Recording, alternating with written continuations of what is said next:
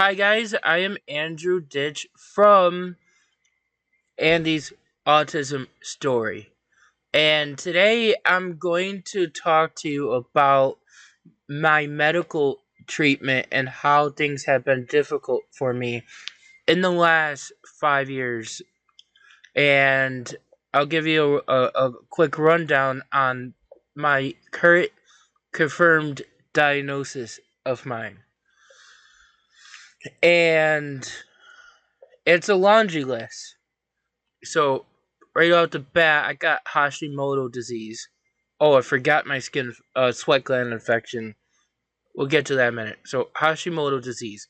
It's an autoimmune disorder. So is my sweat gland infection because of how it's continuing even with antibiotic issue. My body's just been pretty much immune to the uh, uh,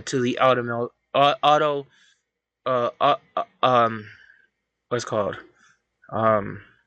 antibiotics. So, Tourette syndrome, central auditory processing disorder, autism spectrum disorder, expressive and receptive language disorder, ADHD, migraine without oral, not refractory.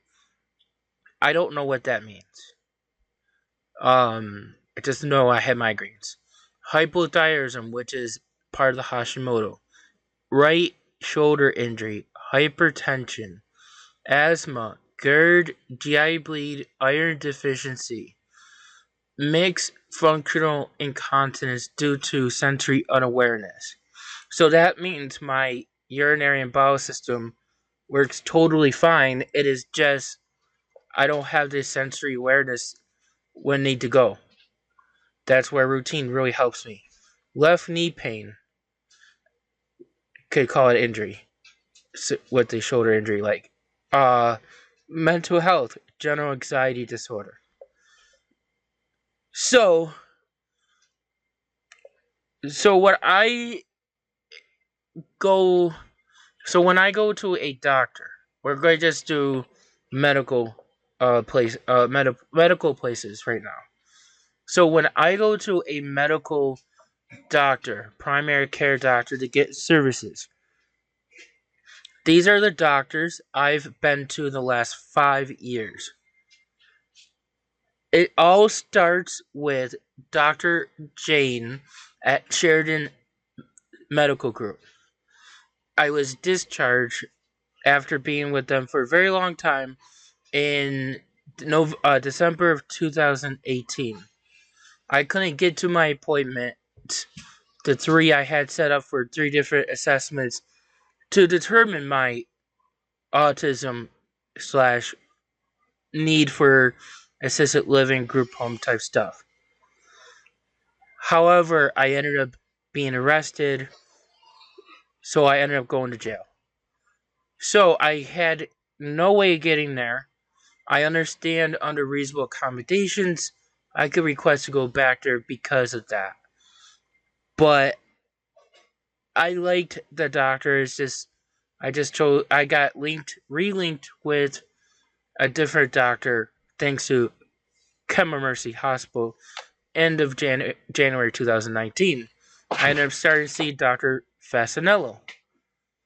So then I got discharged in March of 2020 by Dr. Fasanello because I had sent text messages and calling my doctor office where I ended up having a little issue when it comes to getting my I had ended up when I was homeless. I ended up having issues with keeping finding a safe place to go. So I ended up having nowhere to go. And what happened was when I ended up going to the this in and out of hospitals, nowhere to go, constantly unsafe discharges to the streets. Dr. Fasanello, I called because I had his cell phone number. I couldn't get hold of his after hours care. Well, long story short, he discharged me for uh, conflict of interest. So I then had to get a new doctor, and I had to find a doctor. I was told by Dr. Fasinello to in the before being discharged, he was planning on doing it to send me to Elmwood Health Center, which is affiliated with People Inc. that deals with people with autism. And what happened was I ended up getting a lot of trouble getting in there. Finally got linked in there. And once in there, I ended up 4 weeks later being discharged because I got hit by a car. There was an issue with APS and all this other stuff. So, because they didn't want to take the liability, I ended up getting discharged. I had help with calling a few different agencies for mental health that my neurologist wanted me to go to. So I called Dr. Capoto's office at Det Neurology and was told he doesn't take people with autism, but there's a primary care doctor right next door. So I found out, and I didn't realize, and I went to their website, and I saw, holy cow, Sean Campbell's with them. I saw him with Dr. Jane. I liked him. I could go there instead of going to one in Amherst. So I ended up going to the one in Buffalo. So I had Dr. Charles for about 3 months. A communication breakdown is why I ended up having to be discharged. So I get into Millifillmore Suburban Hospital because I'm unable to care for myself, and APS and the PRI ended up indicating I needed that level of care. So I go to Millifillmore Hospital for placement, ended up not happening. Long story short, we'll get to that in a minute. They just felt I didn't need higher level care. And they did everything they could just to try to get me to leave and claim I walked out on my free will when I did not. So there's that. So then there's a third situation here. I get linked to Dr. Popoulis in beginning of February, and I called my GI doctor to get linked, and because I posted something online, I got some stranger interfering with my health care that I then get discharged. So then I go to Dr. Snyder's office because that was something previously written down by someone else's recommendation. And it was not originally going to be Dr. Snyder, it was going to be a different doctor, but the doctor was not accepting new patients, so I ended up getting Dr. Snyder. And there was some not medical interference, it was originally medical interference when I posted something online. But after they reviewed everything, they had pretty much made it a legal issue for what the people have done to me. But the issue I have with that is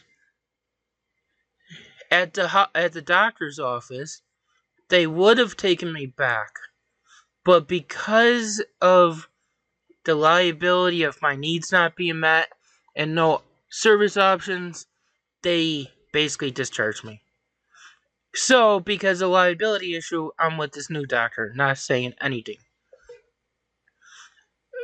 I want to just start off by saying to everybody watching this, when I walk into a hospital with my skin infection, hospitals right off the bat start questioning my problems.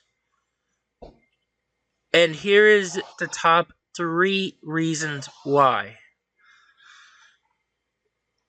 1, some of my records indicate that I am fabricating manipulating my symptoms because of what other people have said. And there's a large gap of records that that nobody could really get a hold of, that show the records that they show kind of indicate that I didn't need diapers as often when I got older, up until a few years ago. And the actual truth is, I had routine, and I had basically starved myself. Well, not starved myself, but I basically didn't eat well, and I didn't drink at all during the day. So that's that issue. When it comes to that, it kind of adds to what I'm told, some of the issues that my family kind of like expresses. And you heard in the previous conversation how my family thinks I'm acting the way to be deliberate, get my way, get in trouble and get off of it because I've claimed my disability, and all this other stuff. So my family's making it sound like it's a choice to be the way I am, and not at all the case. And because of that, it's because my family feels that way, and I just want to get back on that topic real quick. Because my independent living center worker had talked to my dad extensively yesterday about this. So Dad had told Juice, apparently, what I am going through and what he feels. And he was told basically the way I was told by Juice. Dad and Mom and Joe are pretty much misinformed of my problems and what causes them. Because remember, they had Joanne, they had a few other people that were friends of theirs and Joanne's that ended up saying, "Oh, this is autism. This is something way worse. He's controlling you. He just wants to be at 339."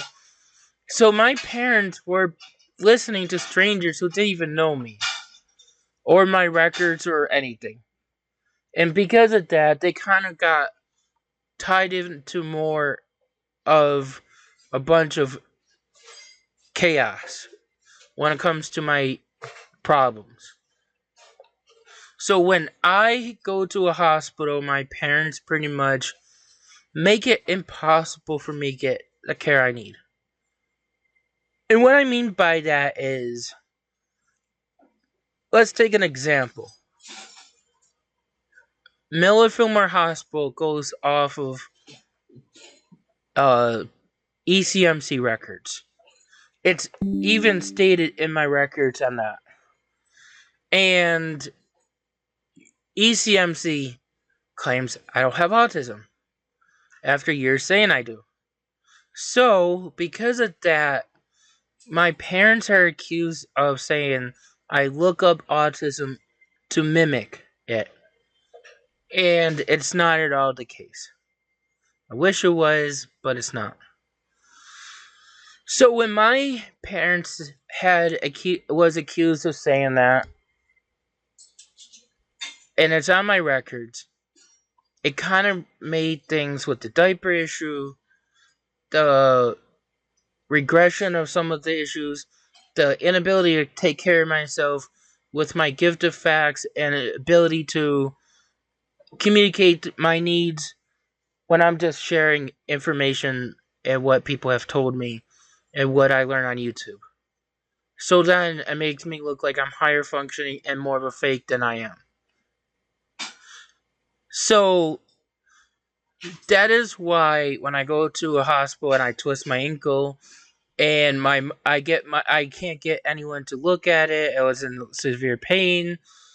The one nurse's aide that kept coming in was upset because the nurse wasn't coming in, and she kept on telling them that I'm in severe pain, my foot's swelling up, I get my mom and dad to call the hospital to have them say, oh, it's just sympathy pain for Thomas's broken ankle. So then I get delayed treatment, and when the doctor sees me the very next morning, she's all upset because why did anybody not tell me this was this bad? And they ended up doing an X-ray in the room. X-ray came back negative, like I already knew. And she ended up coming back in because she wanted to check in on me. I don't know if anybody's noticed anything, but she came back in to give me the X-ray report and said, "Oh my God, your ankle is larger than this morning. Get an ace bandage and a special air cast put on." And since then, they took me seriously of my problems. I kind of wish they would have done it sooner, because if this would have happened sooner in my stay, I think I would have gotten the help I needed and the placement I needed, because they would have seen my ankle and this mistake of what my family says, and I would have been taken more credible when I had my ankle issue. I was put on bed rest. I was told by the doctor, do not get out of bed without anybody there. The last night I was there, I had a nurse who treated me horribly. And I couldn't get a hold of anyone to help advocate for me. I had put my call light on and I had to go to the bathroom, and let's just put it this way, nobody came to the door fast enough for a call bell, so I ended up having an accident. And I needed help cleaning up, and I was in that messy diaper for over 2 hours. And when the nurse came in, it was like, let the night shift deal with it rather than the day shift. It's only a 2 hour difference. So they basically let me with a soiled diaper without providing any assistance. And here, I'm on bed rest. And they refused to help me. So when the night nurse came in, the night nurse made some very awful remarks to me. A 35-year-old doesn't need diapers. I would expect this if you were 80. And all these other comments. Even I'm older than you and I can use the bathroom. I'm like already getting embarrassed. Why do you need diapers for? Well, didn't you realize I've been in here with diapers all along? Didn't you realize I was able to take a shower up until this point? Do you realize I need your help now? And my skin infection was not improving throughout my stay. Actually, once they took me off the IV antibiotics, my infection started coming back. And I don't care what anybody says. Doctors say it's not from my incontinence issue. However, I totally disagree with that. I really believe it is from my incontinence issue and my hygiene issue. I really do. I don't know if it's all of it, but it's some of it. And these doctors, when they said, oh, we're going to do an OT assessment, we're going to do a PT assessment, we're going to do a cognitive assessment, Milfilmer Hospital kept promising me this, and they never did. Matter of fact, to make things even more an issue for everybody here, I'm a type 2 diabetic. When I first was admitted, they took off my metformin. They tested my blood sugar 4 times a day. My blood sugar was a little high the first few days, but it came down with just diet alone. I had 4 weeks, and they put me on my metformin It was my doctor that had admitted me who put me on it. He didn't see me for like 3 weeks, and then after Christmas, he put me on it. Or before Christmas, I meant. So, when I got that medicine, my sugar kept dropping. And what happened was, he kept the order for testing my sugar 4 times a day. But the doctor the very next day, or no, I'm sorry, the doctor 2 days before being started on metformin, they had stopped the testing of my blood sugar because my sugars were completely normal, actually on the low normal, without any medicine. So 2 days later, I get metformin, and I'm like questioning, like, why do I need metformin when I'm not getting my sugar tested here? So then I had issues with my blood sugar really low, and they ended up stopping me after I had another CAT scan in my infection. And then I ended up having a week without metformin, and my sugars were normal. And during that week, they stopped testing my blood sugar. And the following week, they put me back on metformin.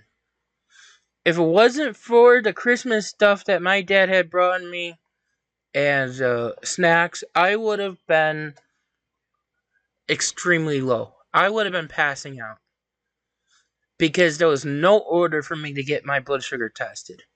So I have doctors who don't even think I'm diabetic. And that is a sad thing.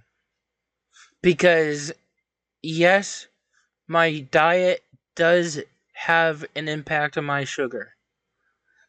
But so does my anxiety and my infection, I believe.